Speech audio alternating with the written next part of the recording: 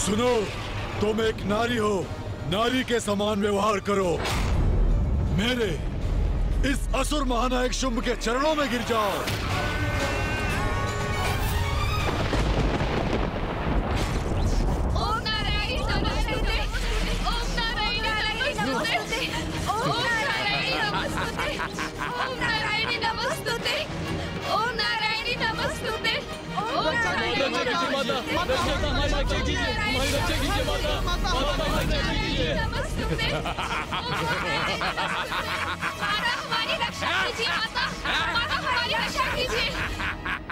अपनी बाकी सेना को एक विशेष कार्य के लिए बचा के रखा है। वो देवियां जिन्हें तुमने उस गुफा में छुपा कर रखा है, मुझे उन्हें भी तो बंदी बनाना है।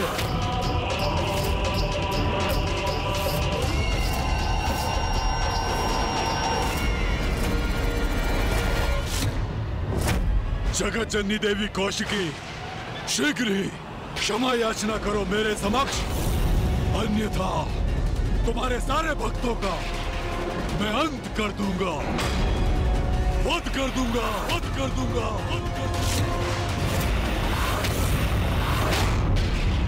अपनी निर्दोष संतानों पर अत्याचार कदापि नहीं सहूंगी मैं। मूर्ख असुर, अपनी संतान की रक्षा के लिए तो मां असंभव को भी संभव कर देती। हे नारी, इस प्रकार त्योरियां चढ़ाकर टेढ़ी दृष्टि से देखना बंद करो मुझे। तुम्हारे और तुम्हारी उन देवियों के पास मेरे चरणों में गिरने के सिवाय कोई विकल्प शेष नहीं है। इसलिए चलो, समर्पण करो, गिरो मेरे चरणों में। और स्मरण रखना, अपने दंभ के कारण जितना विलंब तुम करोगी, उतना ही मेरे असुर सैनिक तुम्हारे प्रिय भक्तों को प्रताड़ित करेंगे। इसलिए अपनी पराजय स्वीकार कर मुझसे क्षमा याचना करो, क्योंकि एक समय में यहाँ मुझसे युद्ध कर तुम वहाँ अपने प्रिय भक्तों की रक्षा के लिए उपस्थित नहीं रह सकती। क्षमा तो तुझे मांगनी चाहिए दुष्ट असुर। तेरा प्रत्येक विचार, तेरे मुख से निकला एक एक शब्द तेरे दुष्कृत पापों की अनंत श्रृंखला है, जिनका प्रायश्चित तुझे करना चाहिए मूर्ख। तो बोलो देवी, माता, शक्ति और हाँ जगत जननी, अब क्या करोगी? बोलो।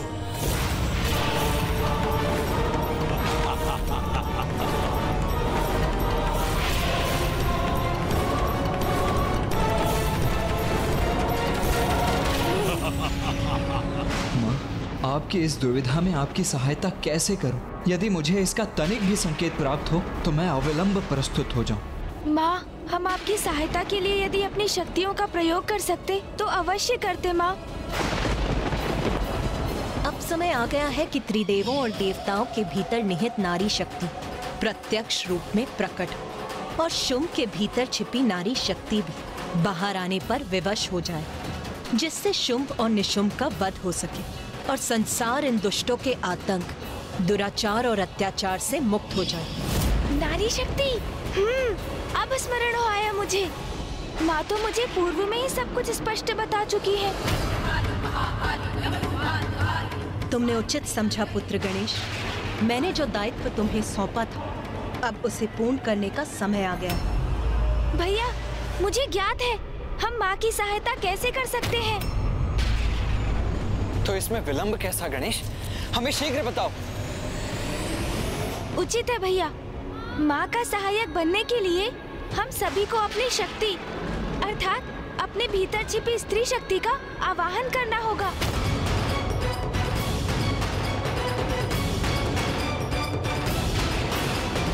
स्त्री शक्ति? ये क्या कह रहे हैं गणेश जी? एक पुरुष के भीतर भला स्त्री शक्ति कैसे हो सकती है? शुंभ निशुंभ का वध करने के लिए ये आवश्यक है। आपको उसका वरदान ज्ञात है ना भैया?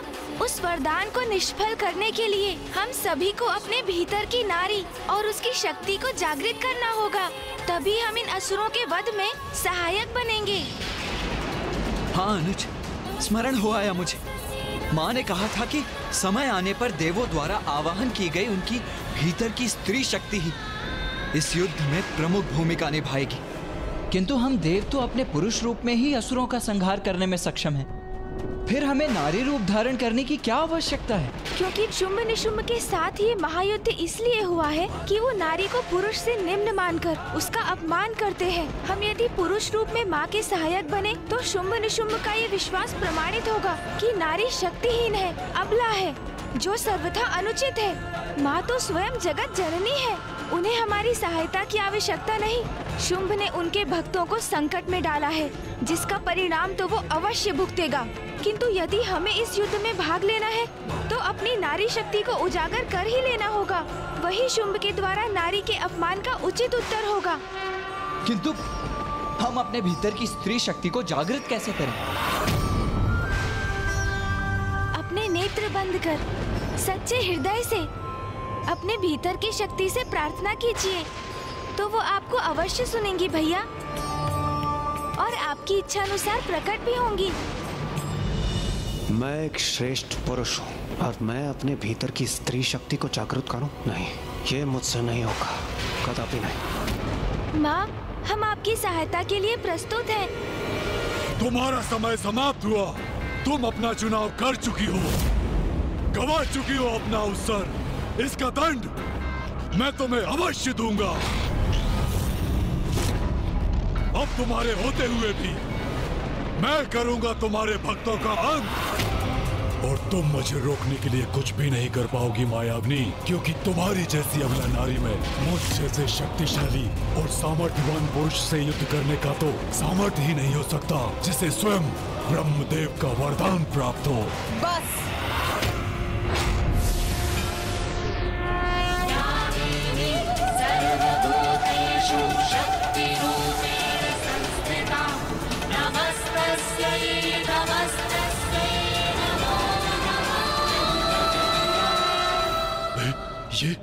ये देवी इतनी विशालकाय कैसे हो गई?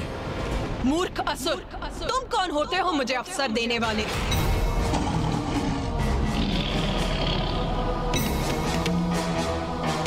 ये समस्त संसार मुझसे ही उत्पन्न हुआ है मूर्ख। मेरे ही संसार में मेरे ही भक्तों को कष्ट पहुंचाने की उद्दंडता कर रहे हो तुम इतना भी नहीं समझ सके कि मैं एक ही समय में समस्त संसार में सभी स्थानों पर उपस्थित रह सकती हूँ। अज्ञानी असुर, मेरी इस असीमित शक्ति को अभी भी नहीं समझ सके हो तुम।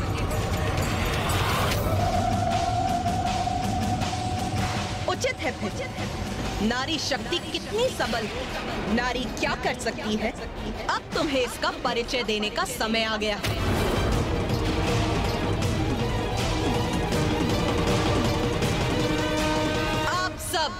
शक्ति का आवाहन कीजिए,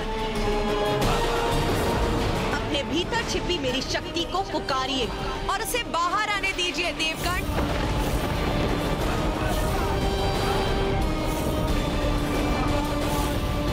अरे ये किस शक्ति का आह्वान करवा रही है और किससे? देवी ब्रह्माणी। देवी ब्रह्माणी, कृपया बाहर प्रकट होइए।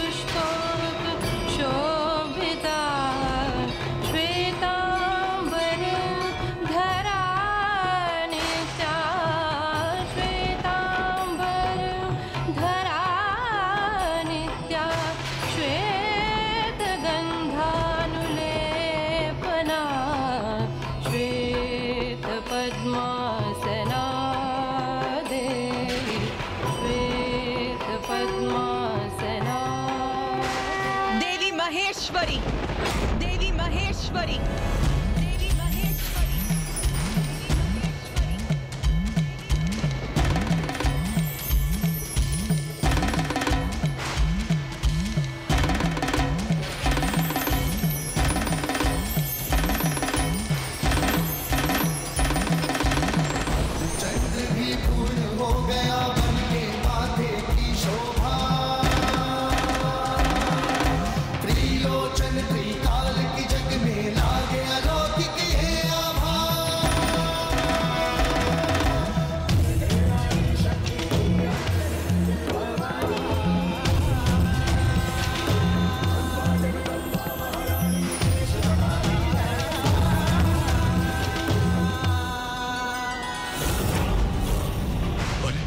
ये तो विकराल प्रतीत होती देवियां प्रकट होती जा रही हैं।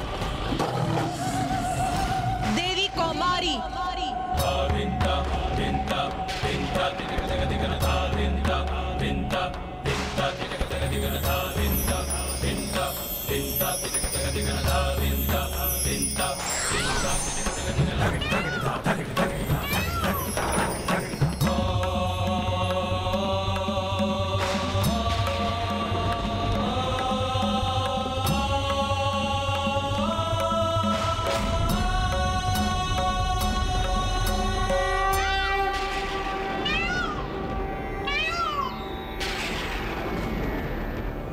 पुत्र कार्तिकेय, देवी कौमारी तुम्हारी आंतरिक शक्ति की प्रत्यक्ष रूप है।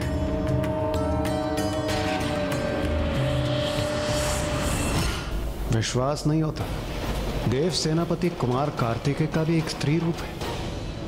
कोई बात नहीं, कितनी भी देवियां प्रकट हो जाएं, हैं तो नारियां ही।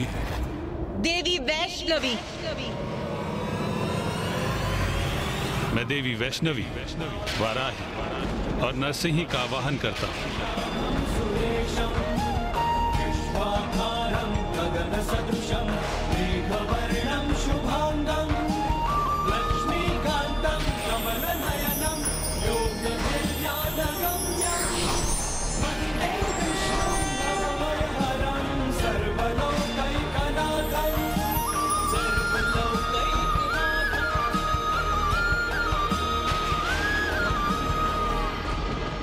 देवी वाराही,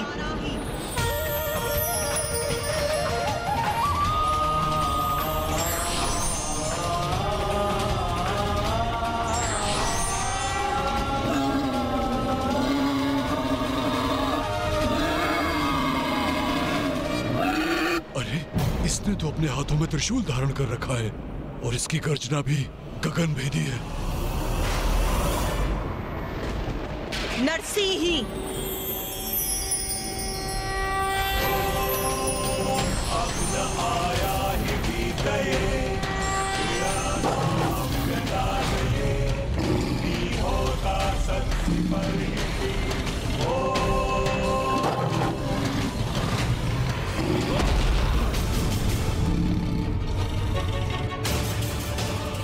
कि वो मेरा संतुलन बिगाड़ दे, असंभव। अवश्य इस देवी की माया है ये।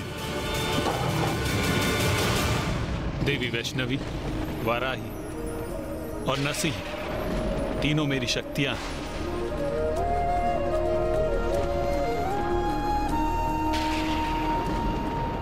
विश्वास नहीं होता, स्वयं नारायण का भी एक नारी रूप है।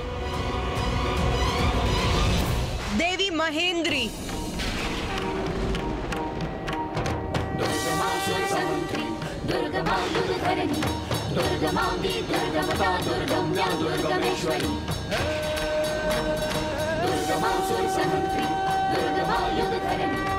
देवराज इंद्र, अब आप सभी देवताओं को भी अपनी भीतरी शक्ति का आवाहन करना चाहिए। क्षमा कीजिए गणेश जी, किंतु मैं ऐसा करने में असमर्थ। असमर्थ? हाँ देवराज, क्योंकि कुमार कार्तिकेय मैं एक पुरुष हूँ, सभी प्रकार से परिपूर्ण पुरुष, और मेरे भीतर एक स्त्री शक्ति हो, ये कैसे संभव? देवराज इंद्र, क्या आपने देखा नहीं? महादेव, नारायण और ब्रह्मदेव, स्वयं मैंने तक, देव सेनापति कुमार कार्तिकेय ने भी अपने भीतर की स्त्री शक्ति का आवाहन किया। तो फिर आपको ऐसा क्यों प्रतीत हो रहा है कि आपके भीतर स्त्री शक्ति अनुपस्थित है? क्योंकि कुमार कार्तिकेय, मैंने पहले भी कहा है, मैं एक पुरुष हूं। माँ को हमारी आवश्यकता है और आप अपने पुरुष होने के अहंकार में डूबे हैं।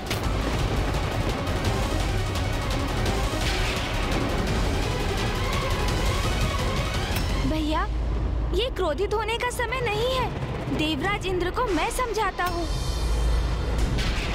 देवराज इंद्र, शक्ति का अर्थ है बल, क्षमता, पराक्रम, श्रम, ऊर्जा और सामर्थ्य।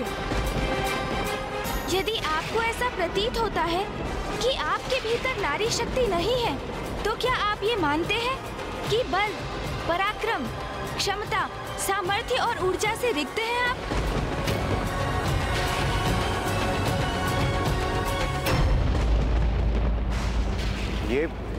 ये आप क्या कह रहे हैं प्रथम पूज्य गणेश जी? मैं शक्तिशाली हूँ, पराक्रमी हूँ और ऊर्जा से परिपूर्ण भी हूँ। तब तो आपको ये समझना अति आवश्यक है देवराज इंद्र कि शक्ति तो नारी तत्व का ही रूप है। समस्त ब्रह्मांड में जो भी ऊर्जा व्याप्त है वो शक्ति ही तो है। समस्त जीवों के प्रत्येक स्पंदन में है वो। फिर वो जीव एक नन्ही सी चींटी हो अथवा स्वयं महादेव। शक्ति अर्थात स्त्री और स्त्री अर्थात शक्ति, और वही शक्ति माँ आदि शक्ति, माता जगत जननी ही तो है। उन्हीं से हम सभी का अस्तित्व है। आपका आत्मविश्वास, आपका स्वयं पर, अपने पुरुषार्थ पर अहंकार शक्ति से है। आपकी बुद्धिमत्ता शक्ति से है। आप स्वयं शक्ति पर आधारित हैं। और ये शक्ति माता जगत जननी ने आपको भिक्षा रूप में प्रदान की है। इस पर आपका कोई स्वतंत्र अधिकार नहीं देवराज इंद्र।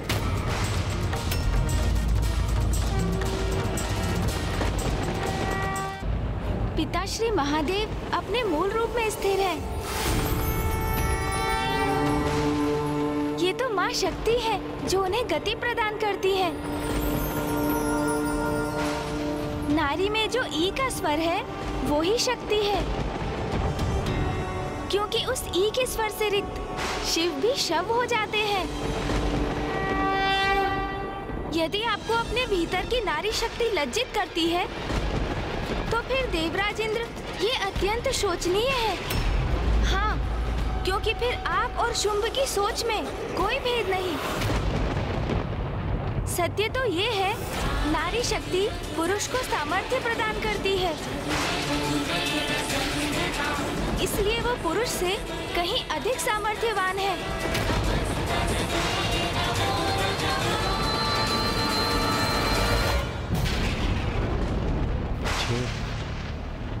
ये मैं कैसी भूल करने जा रहा था। अपने मिथ्य विश्वास के कारण मैं नारियों का अपमान कर रहा था। प्रथम पूज्य गणेश जी, मैं अभी अपनी नारी शक्ति का आवाहन कर अपनी भूल को सुधारता हूँ।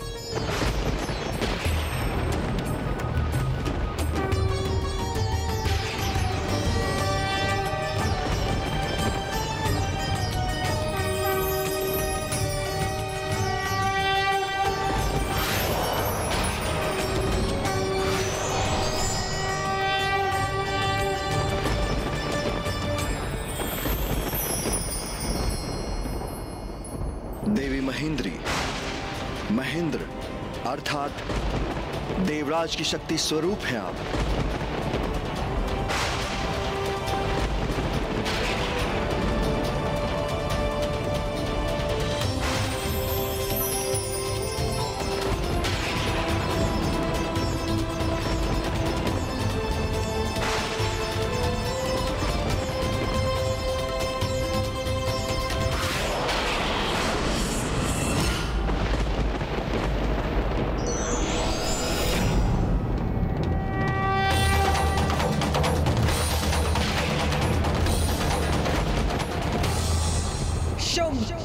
ये है मेरी सब मातृकाएं। इन सभी रूपों में मैं ही हूँ।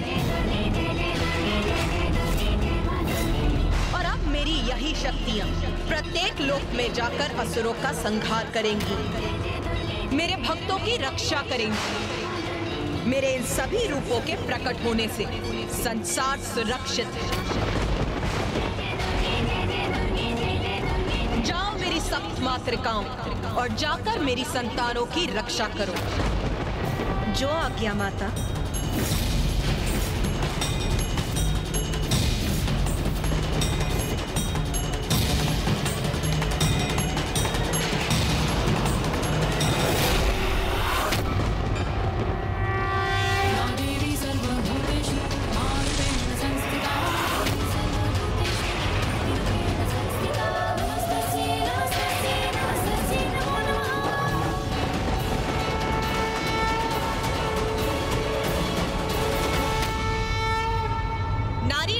होती है न तुच्छ, न वो कोई वस्तु है, न पुरुष पर निर्भर कोई प्राणी। नारी प्रत्येक पुरुष की शक्ति है, उसके अस्तित्व का कारण। अब यही नारी शक्ति सर्वप्रथम तुम्हारे असुरों का संहार करेगी और उसके पश्चात तुम्हारा।